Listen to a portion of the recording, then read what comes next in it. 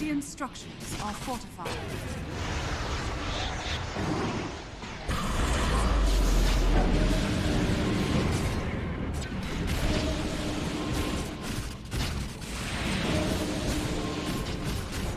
Radiant's top tower is under attack.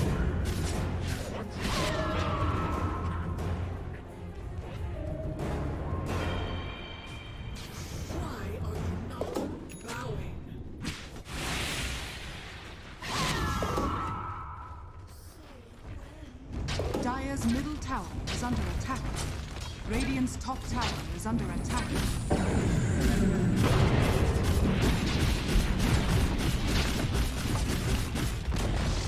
Dire's middle tower has fallen. Dire's structures are fortified. Dire's middle tower is under attack. Radiant's bottom tower is under attack.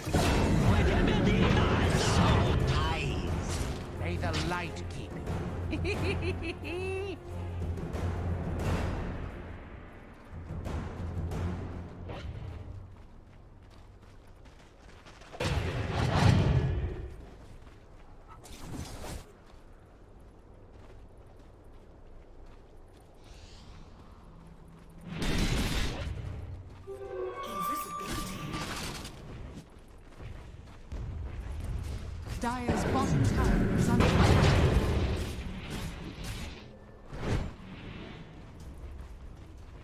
Radiant's top tower is under attack. Dire's bottom tower is under attack.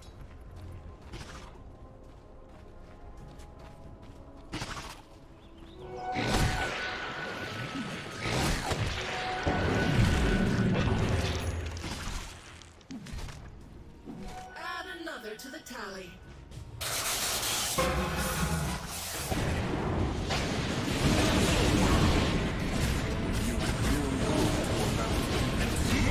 Monster kill!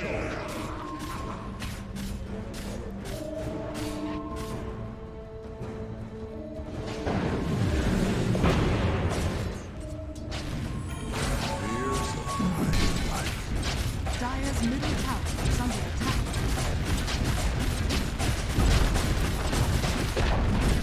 Dire's middle tower has fallen. Dire's middle barracks are under attack. Dire's middle barracks has fallen. Radiant's top tower is under attack. Dire's top barracks are under attack. Radiant's bottom tower is under attack. Dire's top barracks is fallen.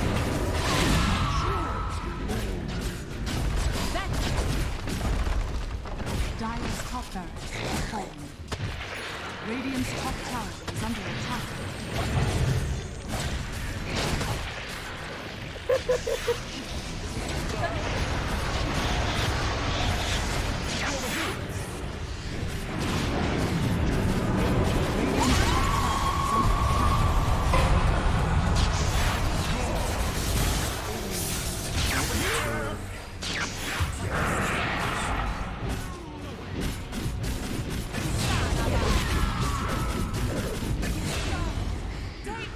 Dire's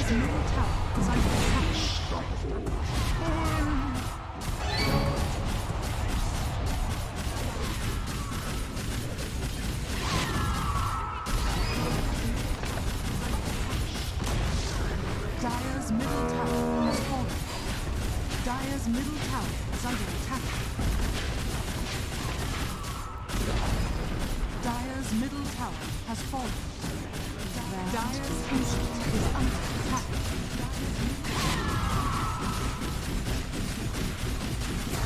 Radiant victory.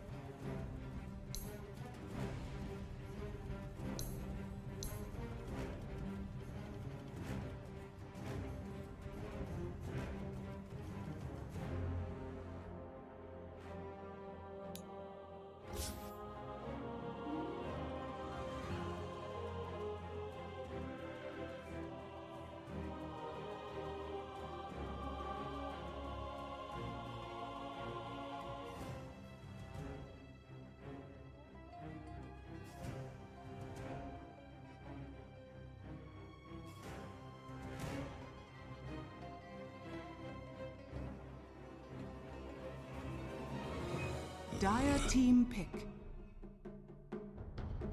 At least on the Wikipedia, that HFN is a substitute. Just said RDO doesn't have a computer at the moment. Oh, Radiant right. team pick. Wild. But Once again, yeah. nothing against RDO. He's fantastic. It's just HFN is like, this guy has, you know, he's played on tier 1 teams. Well, remember there's like periods where like some Europeans would go to South America. Weehaw was there for a while. And HFN was always like carrying the Euros and the Americans down there. He's very, very good. Very good player. Anyway, we got a draft. Yeah, got Bristleback, 5 Enchantress, seconds Void Spirit, a remaining. lot of 5 seconds Enchantress today. Yeah, nice hero. Tusk coming in a lot. Yeah, a lot of Tusk. Like, it seems, and I'm just kind of like, just me. It sounds like it's not just me. I'm hoping for some sort of balance pack to come out. It would suck to happen after day 1 of this tournament for some teams, but I would love for some changes. I feel like we've been here, Twilight Zone, for what seems to be. Yeah, I mean, you run into the issue of obviously a lot of people at Valve, the manpower is being spent on the battle pass right now. So the question is, you know, how much time have they allocated to spend working on a content or on an actual like gameplay patch? Mhm. And you know, hopefully it's just delayed. It's not like stalled until the battle pass updates are over. Hopefully it's just delayed. Maybe we'll I would love to see it halfway through this tournament. I would love to cast day 1 and then day 2 is a totally different patch. That is always the most fun that I have casting. Because I'm just learning, you know? It's like, oh, what and so are they. do? Like, the meta is just not even settled yet. It's like taking a snow globe, shaking.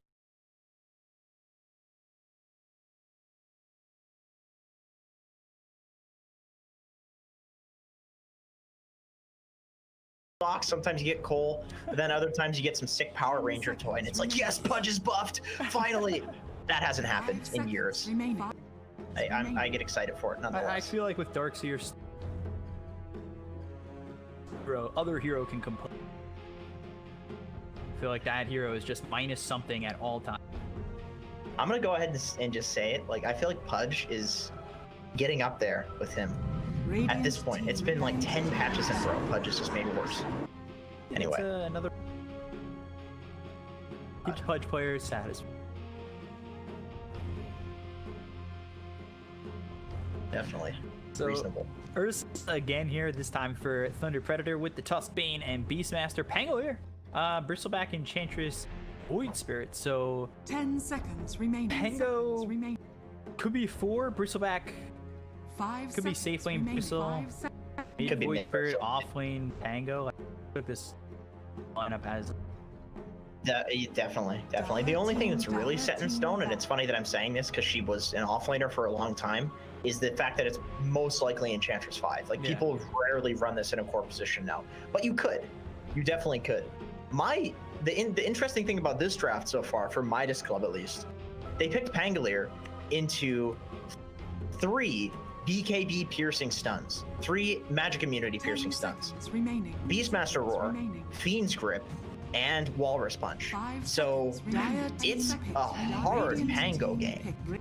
picked And yet they still picked it. This is how much they value the hero. Oh my goodness. And against Puck now too with the coil. This is the #1 Pango counter, I would say. Maybe Lukey's in chat somewhere and he thinks I'm an idiot for saying that, but you can't do anything to you can't use your ulti, you can't use your Q to get away. And same goes for Void Spirit. Puck hard 10 counter Void seconds Spirit for the same remaining. reason. 10 seconds. Completely shares mobility. Luna, you may now select your hero. I know it was Heroes.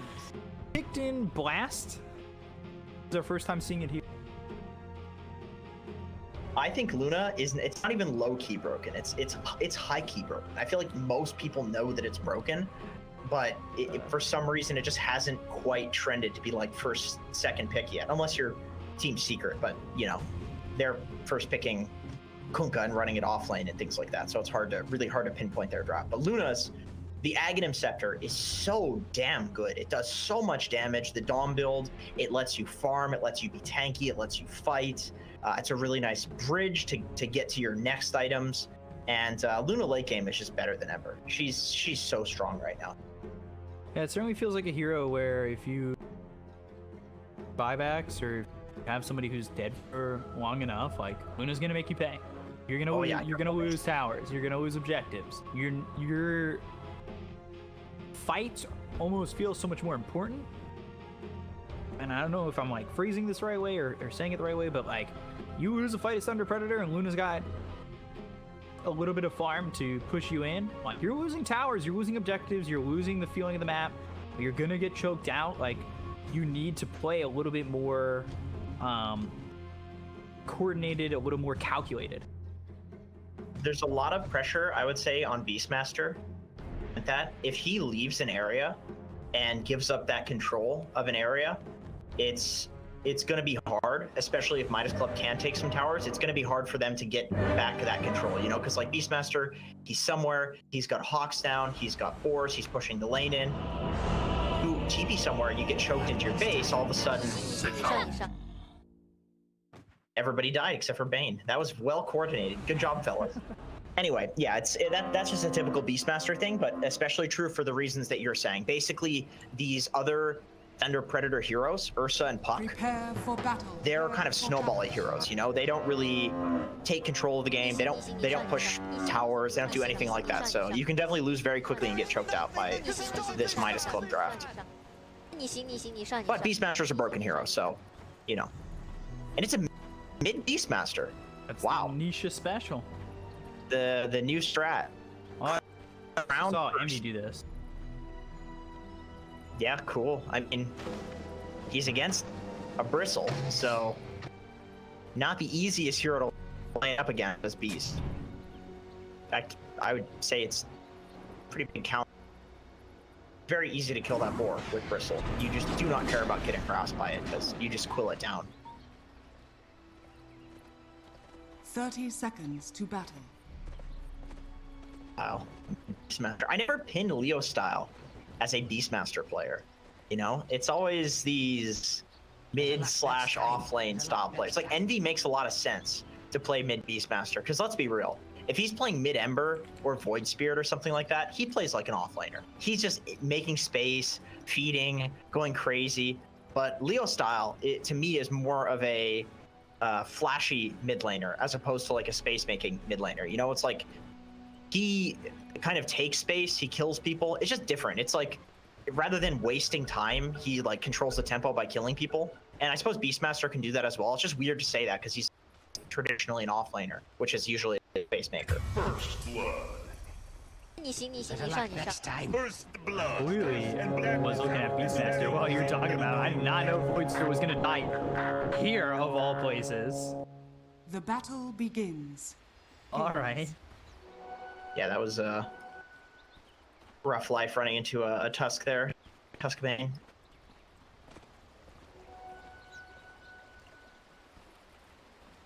They're doing HFN offlane with Eco Pangolier support into the Ursa and Enchantress. That seems a little crazy. I feel like Luna could feed that one, potentially. They're swapping lanes. Flames coming in. Thunder Predator really doesn't want to have their. They really want to get the Ursa versus Void Spirit matchup, which I mean it makes sense. Ursa will crush a Void Spirit, whereas with Luna, it's you can kill her, but it's she's a ranged hero, so it's a little bit less easy.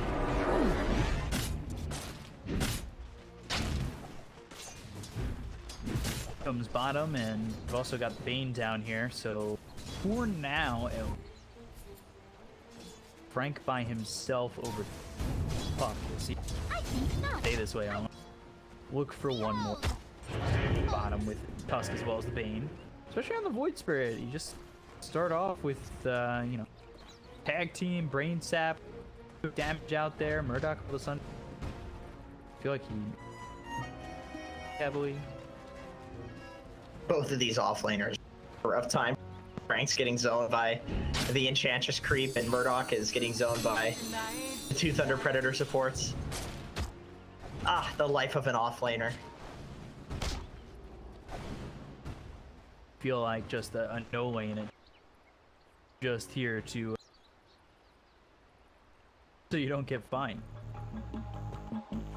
And also, Thunder Predator was able to block this easy camp with a ward.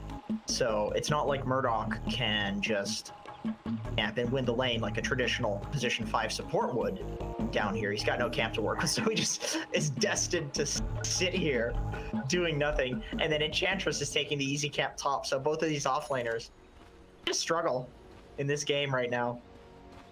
For both.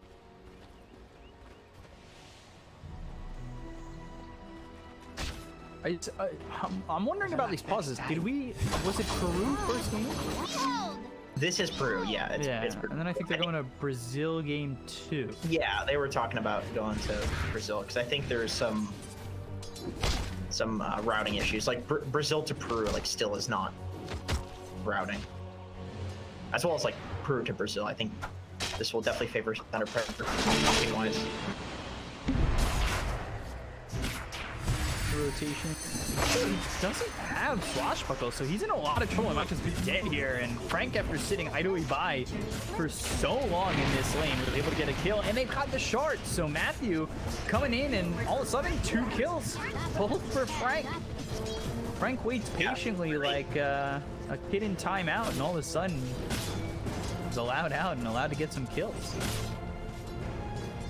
You are dealing with kids that are very good kids if they sit still in timeout. But like a bad kid in timeout, Frank, he just doesn't take it. He just comes out and can't time me out.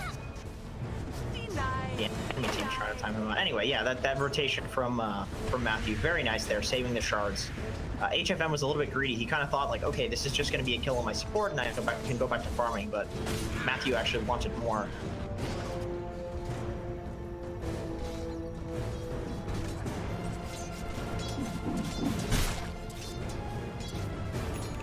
22 and 6 so far, but yeah, some of those are camped to the sides. Murdoch and Duster taking a lot of damage here bottom.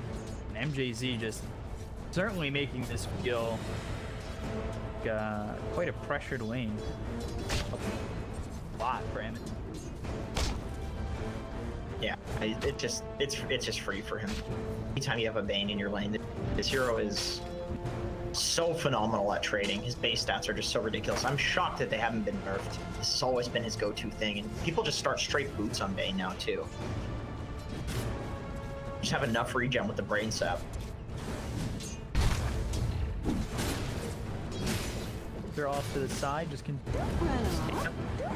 Meanwhile, MJZ with MNZ taking some damage, but the Earthshock forward, Duster will drop, and it's another kill here for Thunder Predator, up 4-0 already. Am I crazy? But I feel like the Enchantress just seems to feed in most games. Maybe this is confirmation bias, but I was also looking at Dota 2 Pro Tracker, and Enchantress's win rate is 40% in Pro Level Pub. Like, I'm kind of getting the feeling that the hero is bound to fall off soon. People are respecting it more, countering it. Has the Swashbuckle again, but they've got the silence. Is under attack. Oh no, and that was Frank getting that level 4 while they made the attack. The wages of fear. Getting that extra. Didn't he turned level 4 after the kill? Never mind. He was level 3, had the 1 level in Waning Rift, and I don't know if Radiant's Go was turret expecting the silence. I misspoke. It's also just a really easy kill with the Tusk. Like the Puck Tusk lane is so nice just because the Puck has such good right clicks already and good range and good ability to like trip on people. So you just run in with like the shards with the icy hands, and all of a sudden Puck gets like 15 right clicks off. You know, it's like Tusk's dream to be playing with the Puck. As well as the silence, of course. You can like shard the silence. Roar over mid. Bristle taking a lot of damage with the help of Matthew. Matthew has just been just about everything. Got 3 kills over towards top, gets 1 mid here, and got the kill on Void Spirit to cause that first blood. It's been quite the adventure so far for Matthew. And Thunder Predator 1,000 net worth lead with a 6 lead. So well, and Matthew wants to come top and Oh, sentries too. Gets the ward. Very nice. Yeah, he's doing work. I really feel like Matthew is probably the second best in South America, next to Schofield. Like this guy is just always consistently impressive. No matter what team he's on, Matthew is always the star player. Like this guy is. I mean, most pro players respect Matthew a lot. Sometimes he has his off games, but when he has his on games, he just looks like a god. It was kind of you.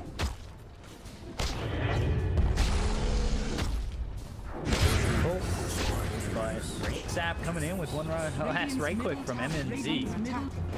Murdoch was the one who put the pressure on there, and maybe he regrets that, giving up his life. And meanwhile, the tier 1 mid, Leo style with the double damage, is quickly dispatched. So Thunder Predator, 7 minutes into the game, I think so far it's been 7 minutes of perfect Dota. Yeah, they've been relentless with their pressure. Even in lanes that I think should be losing. I really feel like this Bristleback should beat Beastmaster in a lane. It's a counter, but Leo starts playing really well as I think the Bristle going for a Soul Ring, you're constantly at low HP, so that lets Beast punish you with the roar. I'm not a huge fan of the Soul Ring on Bristle. Every time I see it, it looks bad. And the ball feels so much better. Because you don't have to cost so much HP, you know? Is well done by Leo Style to come over towards bottom, help get this tier 1 tower again. I think both these lineups, I know I said it about the Luna line. This lineup from Thunder Predator can. Radiant's bottom tower has fallen. That's gonna cause you now to lose your mid tier 1, your bottom tier 1 is gone, and this for a Luna that isn't exactly doing easy will get choked out of this jump. Yeah, Luna needs hard to control that. More time. Like this hero does do what Beastmaster does, but like later on into the game. The thing with Beast, especially as a mid beast, is that he can run around and take every single tower, and he has so many levels that you just cannot run into him. Like either you fight him and you lose, or you just lose your towers, which I think is a big reason why people are picking this mid Beastmaster. It's just the sheer amount of towers that you can get early by getting levels on Beast. It's pretty crazy. It's difficult to deal with. But when you go to the late game, it's just kind of an offlaner. So it's a risk, of course. Most things are in Dota. Verge over and he's still hit with the Nightmare. And no level 6 yet for MJZ. They go to the Primal Roar onto the Pangolier. An easy kill onto Hiko. And there's the Shard, Sexy Fat. He's controlled but ignored for the most part. Get a kill there onto the Pangolier. And Sexy Fat in a little bit of trouble. Ursa, meanwhile, goes into the Void Spirit of Ursa. And it's 9-0. Yes, this is opening up time for Luna, but will it be enough? Mean Rift, silence up the Bristle. They've got the tag team. The damage is out. The Swashbuckle goes in. But Nightmare onto this Pangolier. They kill off the Enchantress. 11. How many are we going to get in a row? It's 12. Down goes Hiko. 12-0 Thunder Predator. And And I mean, this is immaculate so far.